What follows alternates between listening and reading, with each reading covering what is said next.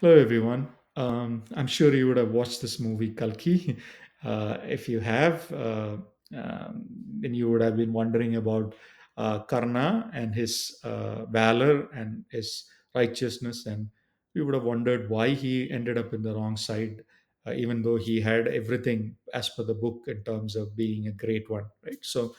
Um, so let's discuss Karna today. And this is part of the series Leadership Lessons from Indian Mythology.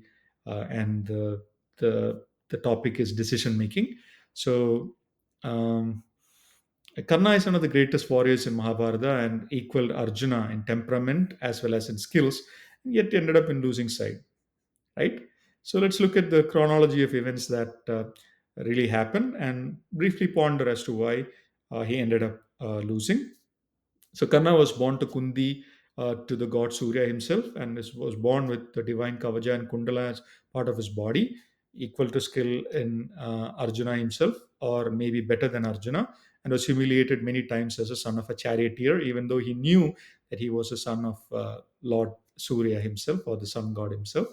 Um, and the eldest of the Pandavas as well. So Karna became a disciple of Parashurama by pretending to be a Brahmana, because Parashurama would only accept Brahmanas as disciples because he hated the Kshatriya clan itself because of his personal story. I don't want to talk about that in this story because that will extend this a little bit more.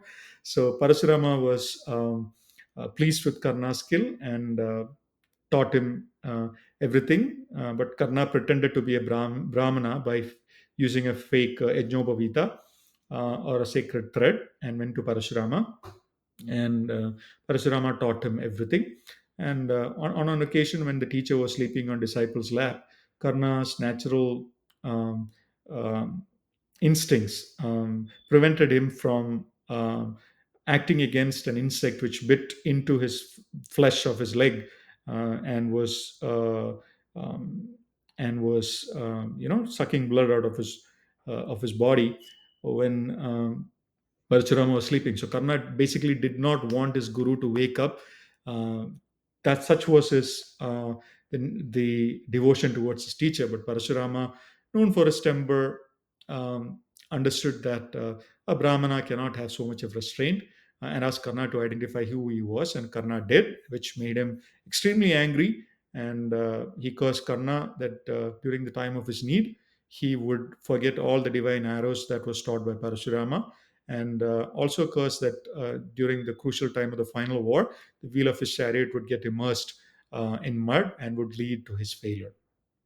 So that happened. And after all the princes finished their training in weapons, and there was a public show that where they uh, anybody could challenge any other person in the game of archery, where Arjuna challenged and defeated all great warriors who were present at that time. And seeing this, Karna started demonstrating every skill Arjuna showed and invited Karna for a duel with him. But seeing that Karna may go on to defeat Arjuna, which would be tremendous, disappointment for Arjuna, um, he was denied entry into the competition, claiming that he was not equivalent in stature to Prince Arjuna. And seeing this, Duryodhana immediately coronated Karna as a king of Angarajya. So Karna had the same stature as that of Arjuna, and this caused Karna to have immeasurable loyalty towards Duryodhana and side with him in spite of Duryodhana's countless misdeeds, which was point number one, where Karna made some wrong choices in his life. Uh, this was his emotions rather than his proper decision making, uh, making those decisions. So Karna also possessed a divine bow by the name Vijaya, and it's been referenced in the movie Kalki. Um, Originally made for Lord Shiva and then gifted to Indra, who in turn gave it to Parashurama, and then Parashurama passed it on to Karna.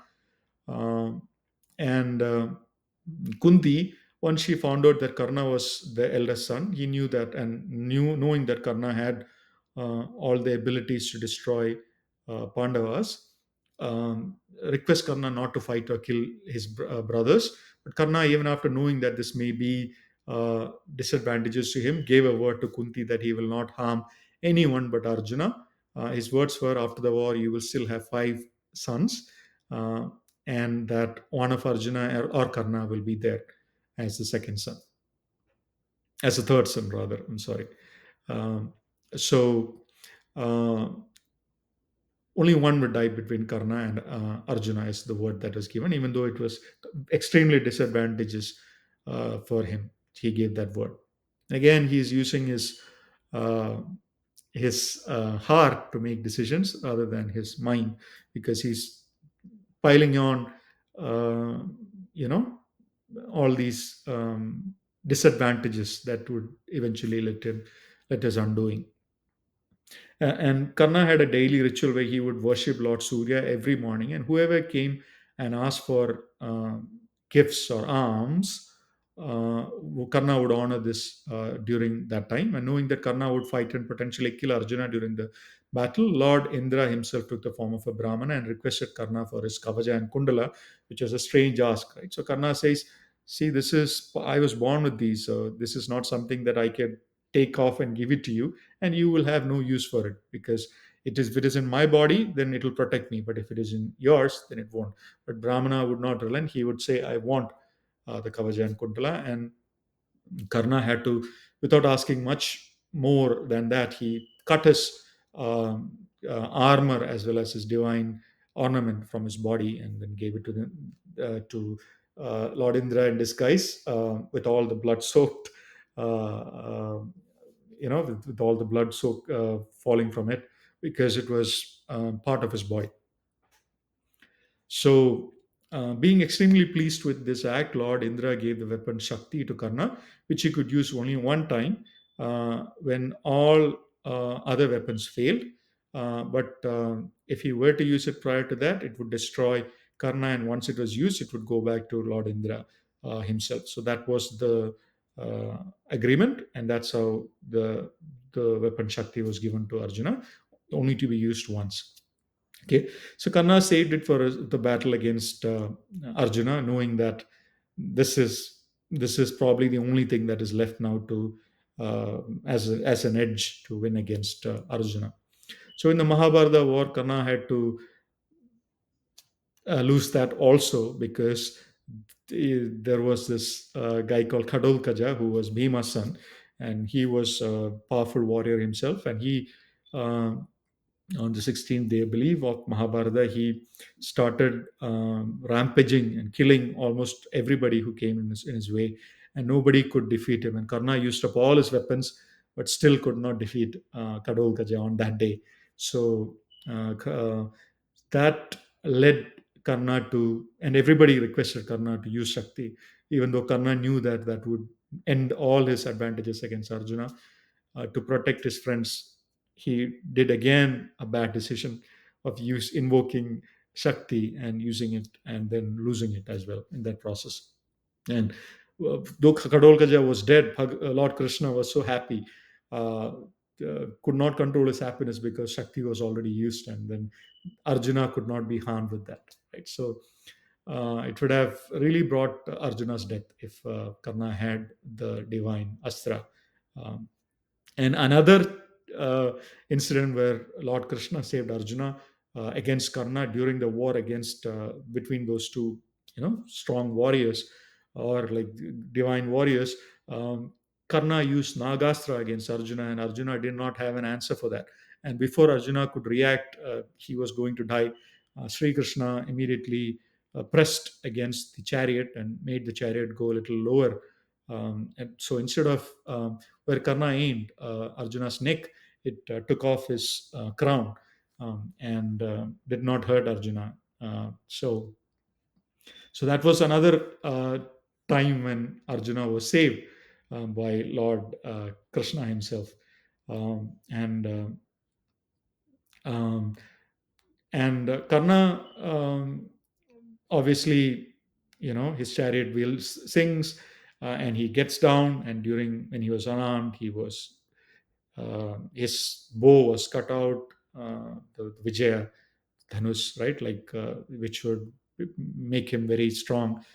So that was destroyed, and that was. So he was devoid of that, and then he got down to, like, lift his chariot's wheel, and that's when he was killed. So Karna was equal to Yudhishthira in his righteousness, equal to Arjuna in his skills, and equal to Bhima in his valor. But why did he end up losing in the war? Right. So that's the question. So he chose the wrong side, even after knowing very well that it was against dharma. And while Karna uses emotion to make critical decisions in his throughout the chronology of events, emotions alone will definitely make you fail if you make use it as a basis for your decisions. And Karna instead should have sided with Pandavas once he knew that they were his blood, right? So his brothers. So because of who he chose to side with, um, or chose to side with, he went against dharma and ultimately led to his undoing in the Mahabharata war. So that's what I want to leave you with. Hopefully, you found this interesting. Please, would be curious to hear your thoughts. And until we meet again with another video, this is Anup signing off. Thank you.